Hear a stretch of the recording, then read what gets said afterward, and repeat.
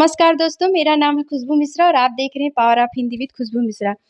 आज भक्ति काल का 5वां पार्ट पढ़ाएंगे जो कि टीजीटी पीजीटी के लिए बहुत ही महत्वपूर्ण होने वाला है। और टीजीटी पीजीटी के साथ साथ इसे आप नेट जेआरएफ कोई भी हिंदी के कंपटीशन एग्जाम में ये वीडियो बहुत काम की होने वाली है।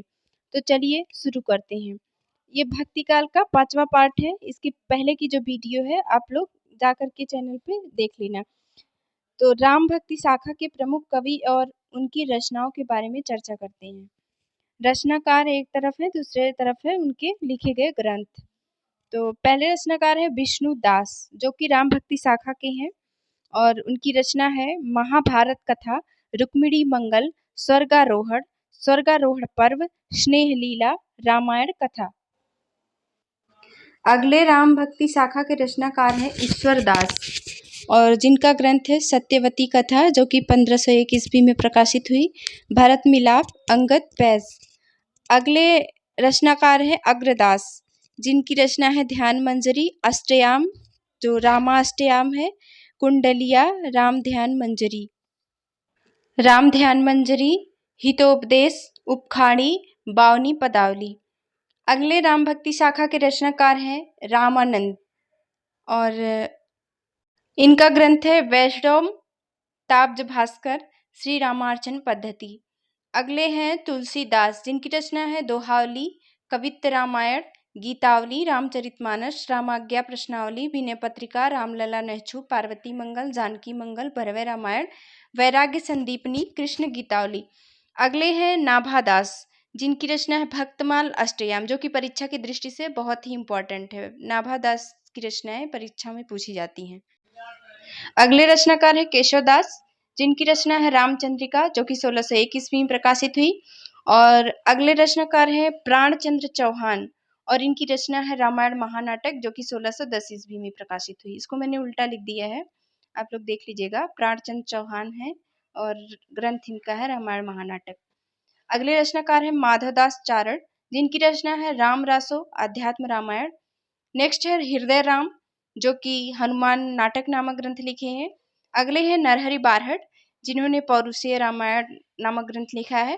अगले हैं लालदास जिन्होंने अवध विलास नामक ग्रंथ की रचना की है जो कि 1643 ईस्वी में प्रकाशित हुई।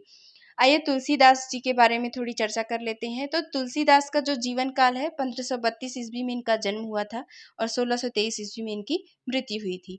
पिता का नाम आत्माराम था और माता का नाम हुलसी था। तुलसीदास जी के गुरु का नाम नरहरि आनंद था और इनकी पत्नी का नाम रत्नावली था जो कि आप सभी लोगों को पता होगा।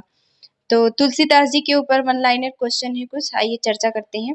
पहला क्वेश्चन है तुलसीदास कृत कितने ग्रंथ प्रमाणिक माने जाते हैं? तो तुलसीदास के द्वारा जो लिखे गए हैं 12 ग्रंथ ये प्रमाणिक माने जाते हैं जो कि मैंने आपको पीछे रचनाओं में बताया है, उसमें 12 ग्रंथों के बारे में दिया गया। यही 12 ग्रंथ जो है प्रकाशित माने जाते हैं, प्रमाणिक माने जाते हैं। अगला क्वेश्चन है तुलसीदास ने रामचरितमानस की रचना कब प्रारंभ की है? तो तुलसीदास जी ने रामचरितमानस की रचना संवत 1631 ईस्वी में प्रारंभ की थी। अगला क्वेश्चन है रामचरितमानस में कितने कांड हैं? तो रामचरितमानस में टोटल 7 कांड हैं जिसमें पहला कांड है बालकांड, अयोध्या कांड, अरण्य कांड, किष्किंधा कांड, सुंदर कांड, लंका कांड, उत्तर कांड। आगे बात करते हैं। अगला क्वेश्चन है तुलसीदास को बुद्धदेव के बाद भारत का सबसे बड़ा लोकनायक किसने कहा? तो डॉक्टर ग्रियर्सन ने तुलसी को बुद्धदेव के बाद भारत का सबसे बड़ा लोकनायक कहा है। अगला क्वेश्चन है गोसाई चरित के रचयिता कौन है? तो बेनी माधव दास जी ने लिखा है गोसाई चरित।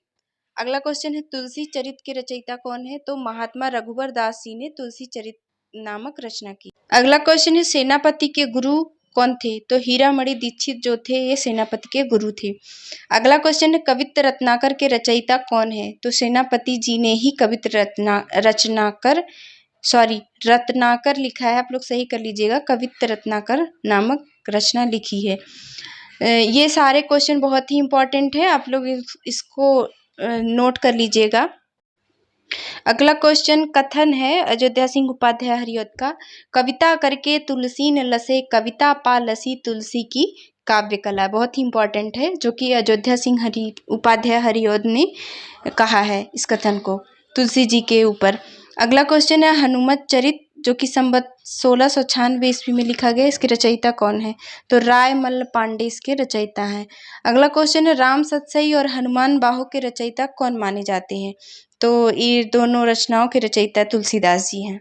आगे बात करते हैं भक्ति काल के जो प्रमुख संप्रदाय हैं और उनके प्रवर्तक हैं। ये बहुत ही इम्पोर्टेंट है, इसमें से क्वेश्चन परीक्षाओं में जरूर पूछे जाते हैं, इसको आप लोग नोट कर लीजिएगा। तो चलिए शुरू करते हैं। एक तरफ संप्रदाय है, दूसरी तरफ उनके प्रवर्तक का नाम दिया गया है। तो पहला संप्रदाय है श्री संप्रदाय, जिसके प्रवर्तक हैं रामानुज। दूसरा जो है संप्रदाय है सनकादिक, जिसको निम्बार्क संप्रदाय भी कहा जाता है और सनत संप्रदाय भी कहा जाता है, और इसके प्रवर्तक है निम्बार्क।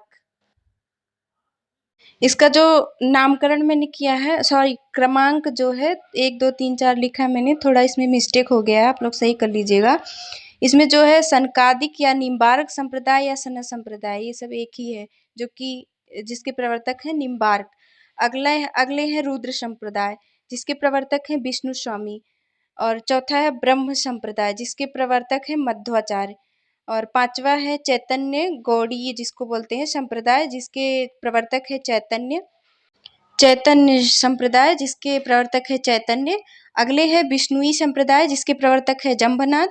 और नेक्स्ट है रामावत संप्रदाय, जिसके प्रवर्तक है रामानंद। और अगला है सिख संप्रदाय, जिसके प्रवर्तक है नानक।